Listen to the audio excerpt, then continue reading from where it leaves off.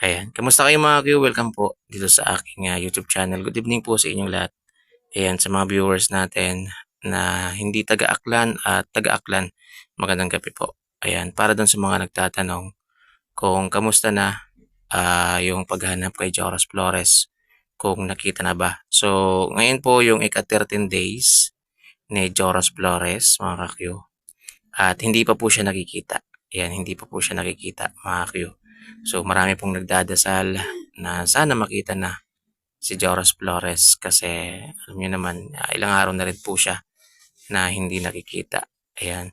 So, pero bukas po, February 11, ay meron pong misa na gaganapin sa Banga po. Ayan, sa St. Joseph and Spouse Banga. Ayan. So, sa mga gusto pong pumunta doon, ay pwede pa kayong pumunta. Nag-post naman po yung kanyang mama sa kanyang Facebook. Ayan, so patuloy lang tayong magdasal na sana po ay magka-result na po at makita na po si Joros Flores. Ayan, para po sa kanyang pamilya, para po sa mga nagmamahal kay Joros Flores. Pero ngayon mga Q ay may mga naghahanap pa rin yan. Patuloy po yung paghahanap. Hindi naman na talaga pinapabayaan yung pamilya at itong si Joros, may mga naghahanap pa rin. Although doon lang talaga sa area kung saan sa nalunod ay medyo na-pull out muna yung mga naghahanap doon, mga Q. So, ngayon kasi individual halos kung sino yung pwedeng tumulong. Kung may mga alam ko yung mga lugar na pwedeng puntahan ng katawan kung totoo mang inanod, ay pwede po niyong tingnan. Yan, parang tulong na rin natin sa pamilya ni Joros Flores. Ayan. At medyo wala pong gaanong post ngayon sa social media. Yan. So, lalong-lalo na sa Facebook. Kahit ako po, nag-stop muna po ako sa pag-post sa Facebook kasi alam niyo naman, mas marami kasing ah, sa Facebook, mga Q. Minsan na hindi mo na alam.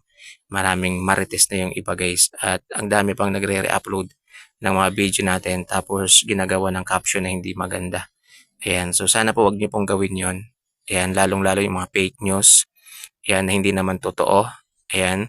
So yung mga nagsasabi, may mga nagsasabi na ganito nakita na raw ganyan.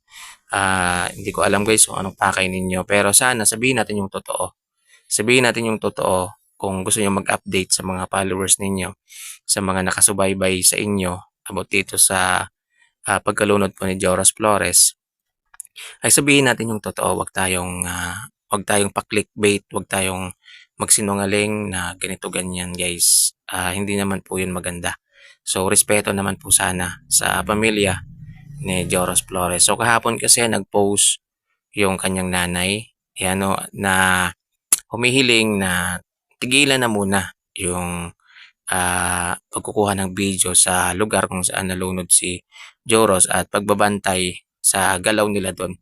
Kasi nakikita ko kasi mga bawat galaw na lang talaga nila ay binibidyohan ng mga taga doon na hindi natin alam kung totoong vlogger ba or gusto lang nilang i-upload sa kanilang mga Facebook.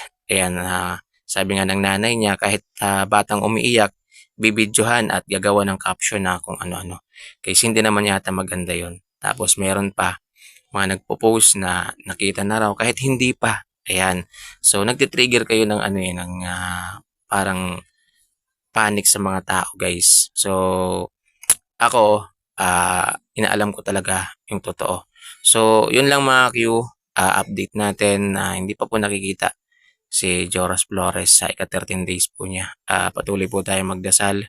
Ayan na makita na po si Joros Flores. Maraming salamat mga Q at ingat kayo.